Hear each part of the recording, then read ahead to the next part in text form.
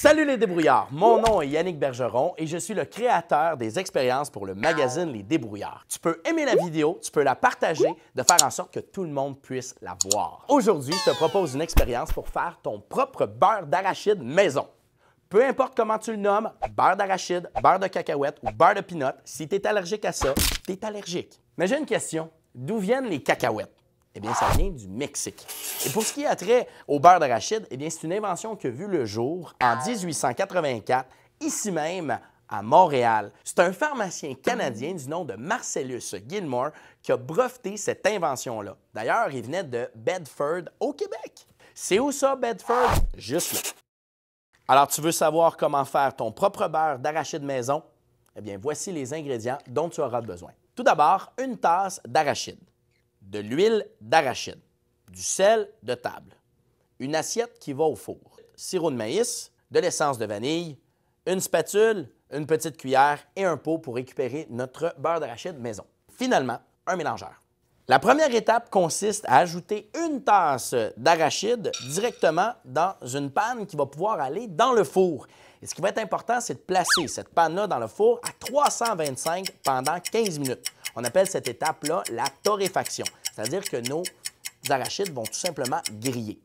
Par contre, je vous donne un petit truc vraiment facile. Vous pouvez acheter à l'épicerie ce qui est écrit ici, des arachides grillés à sec. Donc, ils ont déjà fait le travail pour vous. Mais si vous y allez avec des petites arachides que vous devez écailler, le conseil que je vous donne, une fois qu'ils sont écaillés, vous les mettez dans une panne, vous les mettez au four et au bout de 15 minutes, ça va être prêt.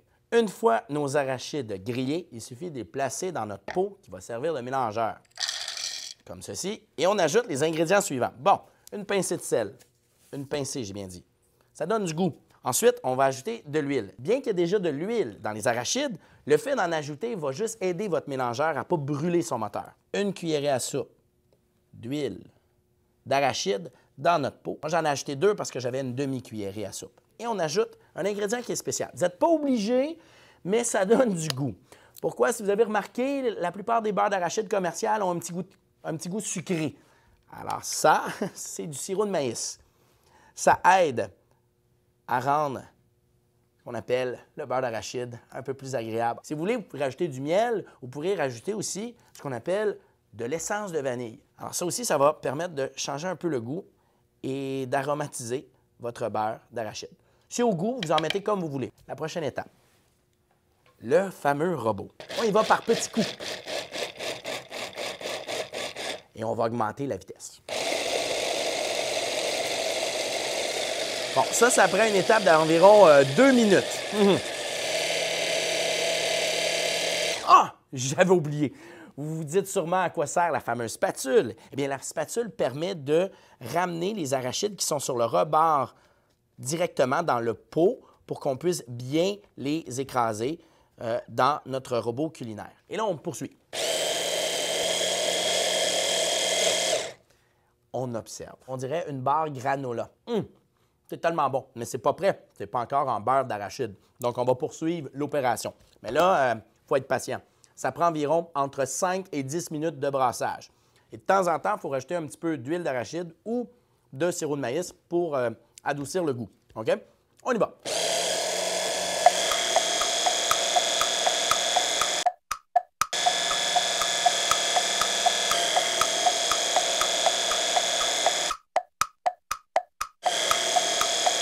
Alors maintenant, ça fait 8 minutes qu'on brasse. On obtient cette espèce de pâte-là. Tu peux peut-être voir, Eric, qu'est-ce qui se passe là-dedans. C'est pas tout à fait prêt, donc je vais rajouter encore un peu d'huile d'arachide. Bon! Enfin, on ouvre le résultat. On regarde ce qu'il y a à l'intérieur. Eric, toujours? Oui, c'est bon. Ça, c'est du beurre de pinot fait maison. On va enlever la lame juste ici. On va aller chercher ça. Ah, non. Ça me prend un accessoire. Est-ce que je peux avoir un accessoire? Hey! Voilà. Tranche de pain. Pain brun. Hein? On veut des fibres. On y va. Ça va être bon. Et on va goûter.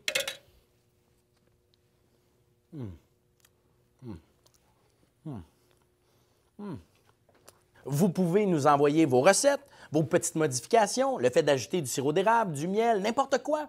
Qu'est-ce qui rend votre beurre d'arachide aussi intéressant?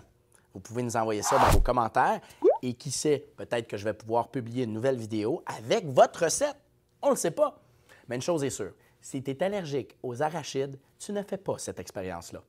Si tu veux conserver ton beurre d'arachide, tu as simplement à le déposer dans un réfrigérateur et tu vas remarquer qu'au bout de quelques jours, 2 phases se produisent. On appelle ça une solution hétérogène, c'est-à-dire que l'huile se sépare de la partie qui est un peu plus granuleuse de ton beurre d'arachide. Mais il y a un truc, si tu veux faire en sorte que les 2 phases redeviennent en une seule, tu as juste à brasser et retourner ton pot comme ça pour permettre d'avoir un beurre d'arachide qui va être facile à tartiner. Alors, la plupart des gens me demandent quelle est la différence entre le beurre d'arachide commercial et le beurre d'arachide naturel. Eh bien, c'est très simple. Le beurre d'arachide commercial, il n'y a qu'une seule phase. On appelle ça homogène. Tandis que le beurre d'arachide naturel a 2 phases. On appelle ça hétérogène. Pourquoi le beurre commercial a juste une phase? Eh bien, c'est très simple. On a rajouté à l'intérieur un produit qui fait en sorte que jamais le beurre d'arachide va se séparer. Par contre, ce n'est pas les meilleurs gras du monde, surtout pour la santé. Donc, j'opte pour que tu fabriques ton propre beurre d'arachide maison pour avoir une meilleure santé. Et si tu veux en apprendre plus, simplement à regarder dans le magazine des débrouillards pour les explications scientifiques complètes. Alors, si vous avez aimé la vidéo, partagez-la, montrez-la à vos amis, mettez des pouces en l'air. Ici Yannick Bergeron, bonne expérience!